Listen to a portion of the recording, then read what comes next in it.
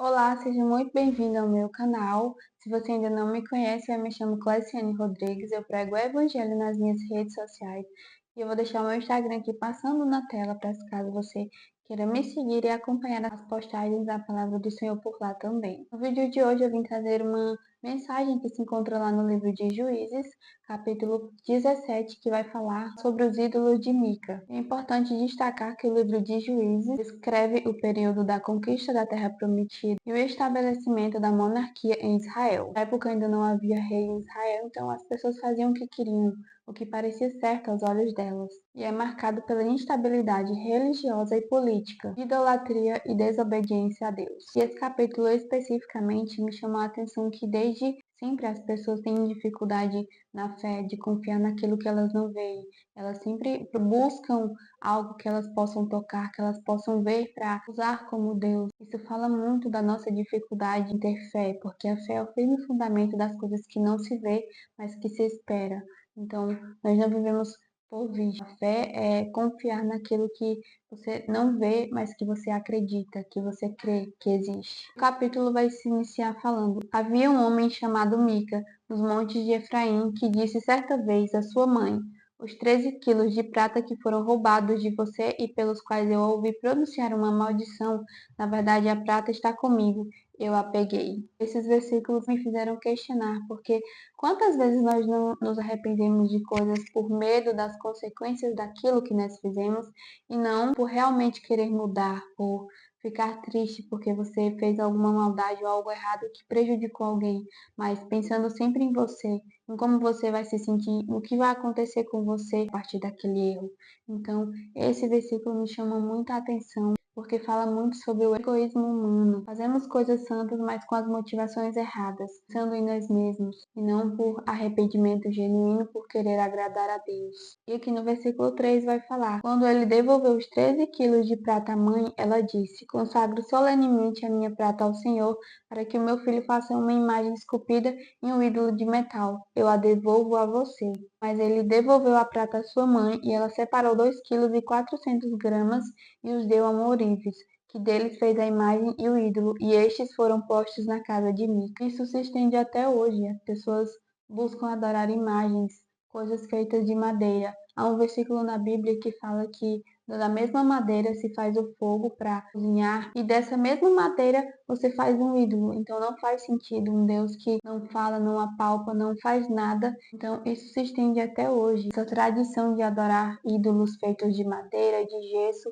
que nada podem fazer. E na palavra de Deus diz que nós devemos adorar somente a Ele, que a idolatria é pecado, que é tudo aquilo que nós colocamos acima de Deus. A palavra é fiel. Lá diz que nós devemos servir somente a um Deus, o único Deus, e que somente por Jesus Cristo, através do seu sacrifício, é que nós temos a vida eterna, e não por doutrinas vãs, coisas criadas por mãos humanas, nem pelos nossos atos, somente pelo sangue de Jesus, pela confissão como nosso único e suficiente Salvador é que nós somos salvos. Não há nenhum outro pela qual nós possamos ser salvos, senão pelo nome de Jesus.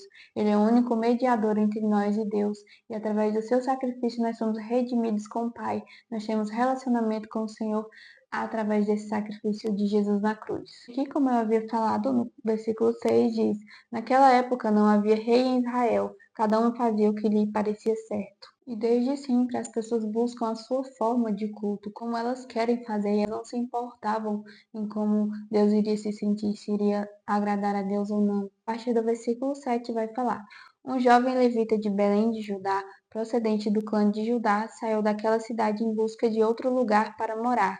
Em sua viagem chegou à casa de Mica, nos montes de Efraim. Mica lhe perguntou: de onde você vem? Sou levita de Belém de Judá, respondeu ele. Estou procurando um lugar para morar.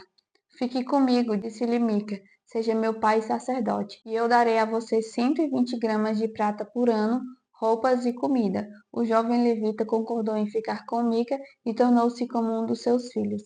Mica acolheu o levita e o jovem se tornou seu sacerdote e ficou morando em sua casa. E Mica disse: agora sei que o Senhor me tratará com bondade, pois esse levita se tornou meu sacerdote. O que nos traz muitos ensinamentos, né? Que desde sempre as pessoas escolhiam suas formas de culto como melhor agradavam, fazendo a sua vontade, desobedecendo a Deus. Então esse livro nos traz a importância da obediência a Deus, um líder espiritual legítimo, um líder que vai guiá-los no caminho do Senhor, um líder que vai guiá-los na verdade, que não vai inventar mentiras, que não vai guiar eles para a perdição. Então aqui eles buscaram soluções humanas para problemas que eram espirituais, porque os sacerdotes eles deveriam ser descendentes de Arão, irmão de Moisés.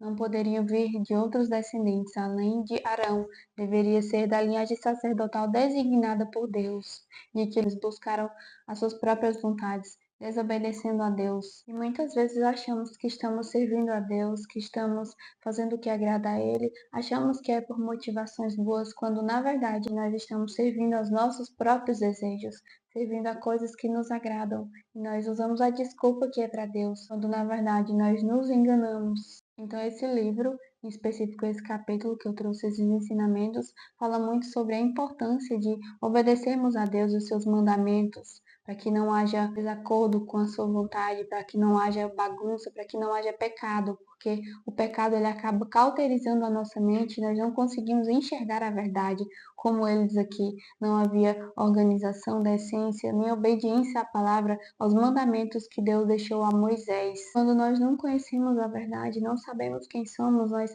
facilmente somos enganados, somos levados como vento, para um lado e para o outro, sem saber o que agrada ou desagrada a Deus. Então, sem Deus, há egoísmo, pecado, desorganização, maldições e sentimentos ruins.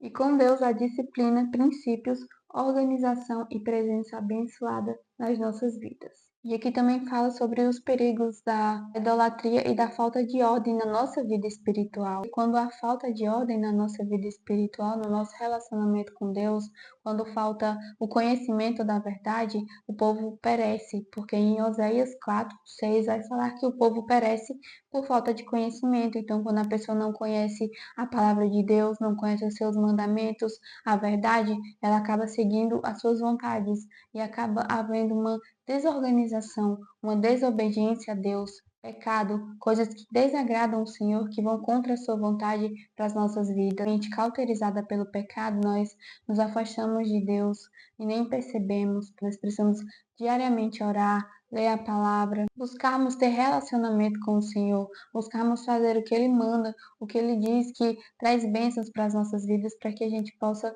obedecê-lo mais, entendendo quem Ele é, entendendo o que Ele quer, o que Ele deseja para as nossas vidas. Porque o Senhor, Ele deixa bem claro na sua palavra que há coisas que nós fazemos que traz maldição e há coisas que nós fazemos que traz bênçãos e que não precisa você saber o que está escrito aqui, apenas fazendo o que traz bênção ou maldição, aquilo vai se concretizar na sua vida. Então, que nós possamos ter mais esse conhecimento de quem Deus é, da sua palavra, para que a gente não caia em desobediência, para que a gente não caia no pecado da idolatria e entristeça a Deus. Porque o pecado, ele nos afasta de quem Deus é, do seu caráter, porque Ele é santo. No céu não entra pecado, então nós precisamos todos os dias nos santificar, pedirmos perdão pelos nossos pecados diariamente, nos arrepender e buscar essa redenção através do sacrifício de Jesus. E se esse vídeo te ajudou, te edificou, compartilhe com outras pessoas para que elas sejam edificadas pela palavra do Senhor também. Curte e comenta esse vídeo para que ele possa ser entregue para mais pessoas e o algoritmo entenda que esse vídeo é relevante e ele possa entregar para mais e mais pessoas e a palavra de Deus possa avançar, crescer, chegar em mais pessoas e o reino avance aqui na terra. Que Deus te abençoe e até um próximo vídeo.